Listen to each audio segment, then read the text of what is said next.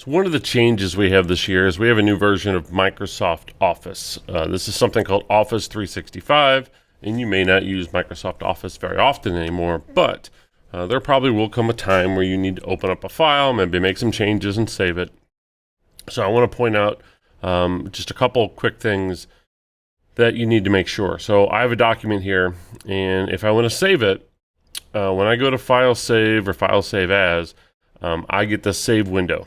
Well, by default, the location of all saved files is going to be something called OneDrive. OneDrive is basically Microsoft's cloud saving service. But since we're already using Google Drive, Google's cloud service, and we're already using iCloud, which is Apple's cloud saving service, I would recommend that you don't save things into OneCloud or OneDrive and just save them directly to your computer, which are going to sync with either iCloud or in your drive anyway, depending on how you save things.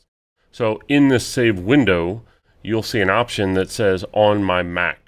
And if I click on my Mac, this will change your save locations to now what you normally are probably used to, where you can choose desktop documents, etc. If you need to expand that, you can click this little arrow next to it and then be able to access all of the locations that you normally would have. But it always defaults the first time you save, it will default to OneDrive.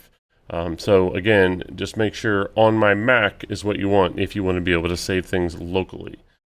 Now, one other thing I've had a few people have issues with is if they go to try to save and nothing happens. You hit save as, no windows pop up, nothing happens.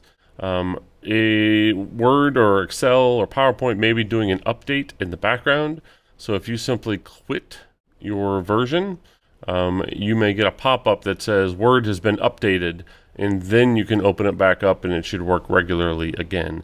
It's trying to do an update while the application is open, which has been causing a few issues. But that hopefully will help those that are using Word, Excel, or PowerPoint to avoid some of your issues.